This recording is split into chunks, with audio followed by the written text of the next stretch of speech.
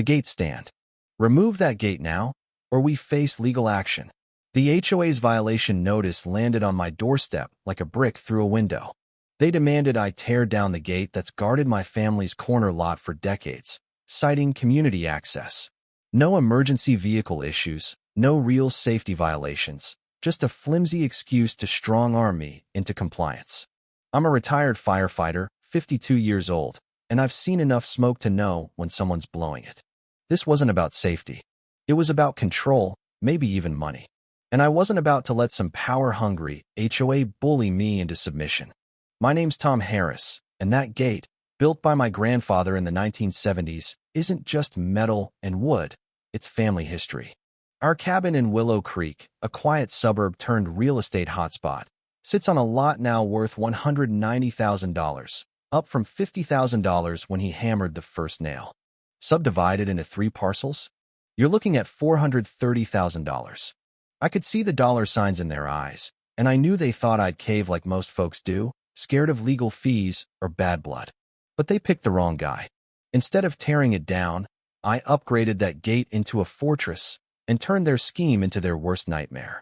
It was a crisp Saturday morning when Linda Marshall, the HOA's enforcer, strode up to my gate like she owned Willow Creek.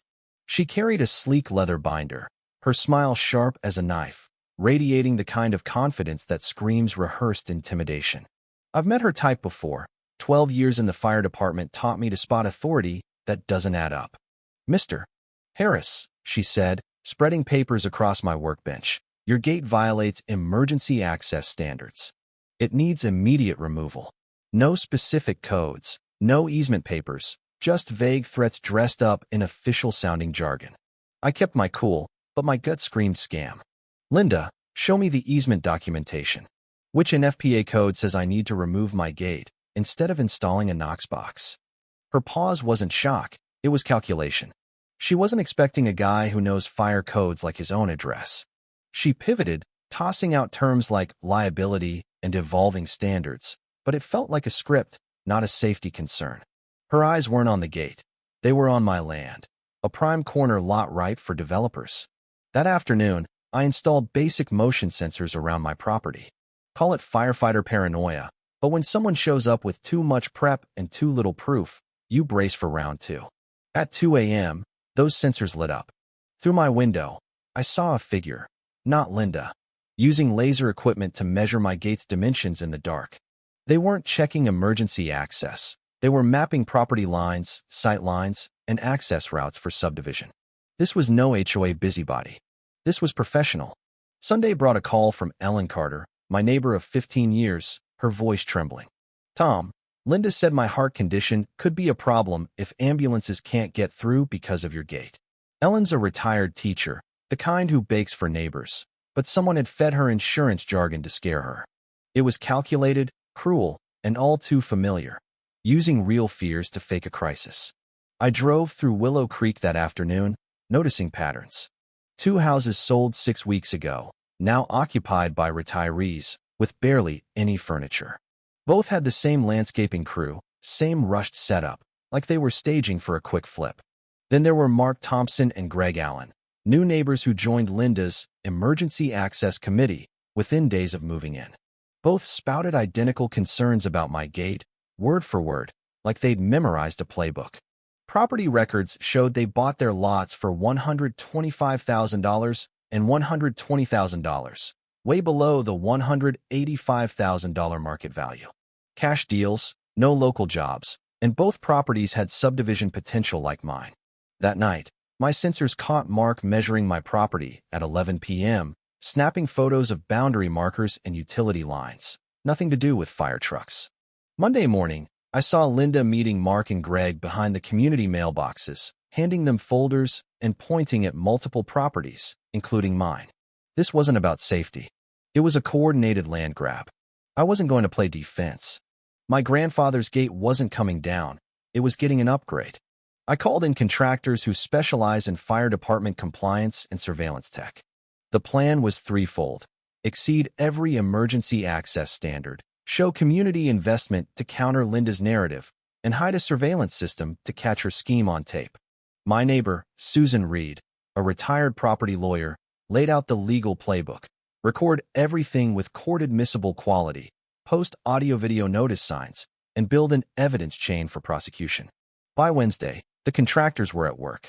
Wider turnaround space for fire trucks, emergency lighting with backup power, a Knox box for instant access, and automatic gate triggers for emergency signals, all exceeding county codes. Hidden in plain sight were cameras in the lighting fixtures, audio recorders in the security panels, and an access log system capturing every visitor. To neighbors, it looked like a pricey safety upgrade. To Linda, it probably looked like I was buckling under pressure, spending money I couldn't afford. Ellen stopped by, marveling at the setup. "This is incredible, Tom. It's better than just removing the gate," she said, inspecting the Knox box. Her relief confirmed what I suspected. Genuine neighbors wanted real solutions, not Linda's fear-mongering. Thursday night, the system went live. Sirens triggered the gate in 3 seconds. Cameras caught crystal-clear footage, and audio picked up a conversation 50 feet away. Then, at midnight, the cameras caught Linda herself, measuring not clearance but lot lines, utility tie-ins, and drainage, developer stuff. Her phone call, recorded clear as day, mentioned subdivision timelines and approval complications. She thought she was sneaky. She was handing me her conviction. Friday brought the final nail. A man named Richard Brooks arrived, flashing county inspector credentials and claiming a mandatory compliance check. I asked for specific code citations, chapter, section, revision year. He fumbled, citing regulations that don't exist in any NFPA standard I know. My cameras caught every stutter, and my phone zoomed in on his ID. Wrong font, missing department codes, a fake. Jefferson County confirmed, no Richard Brooks worked for them. Presenting fake credentials? That's felony impersonation. Susan dug deeper, finding bank records tying Richard to Linda's LLC. $4,800 in consulting payments over 6 months. Later that evening, my cameras caught Linda and Richard in my driveway, plotting their next move. Fake environmental violations to scare me into selling. Wetlands issues and soil contamination will force a quick sale, Linda said, unaware every word was recorded. I wasn't waiting for their next trick. Sunday evening, I organized a community meeting hosted by Ellen, who was furious about being manipulated. I presented the evidence, fake credentials, below-market cash deals, and surveillance footage of Linda's subdivision planning. Photos of Richard's counterfeit ID next to real ones sealed the deal. Neighbors gasped as property maps showed Linda targeting inherited lots across Willow Creek. Mark and Greg cracked, admitting Linda paid them $5,000 each to push her narrative. Ellen confronted them. "You used my heart condition to scam my neighbor." The room erupted, united against the fraud. Monday, Linda called an emergency meeting to restore HOA authority. She didn't know half her allies had confessed. As she began her compliance spiel, I flipped on the projector. Footage of her mailbox meetings, fake inspections, and subdivision talks filled the screen. Her voice, crisp through the speakers, admitted to manufacturing crises. The crowd leaned forward, anger replacing fear. When I showed Richard's fake ID and bank records, Linda's face went pale. "You've been recording," she whispered, as deputies walked in with felony fraud warrants. Catherine got 18 months in federal prison and $90,000 in restitution. Richard faced felony impersonation charges. Mark and Greg got probation and community service. Willow Creek formed the Heritage District, protecting inherited properties with mandatory credential checks. Property values jumped 30%, and my gate became a community education hub, displaying how to verify codes and spot scams.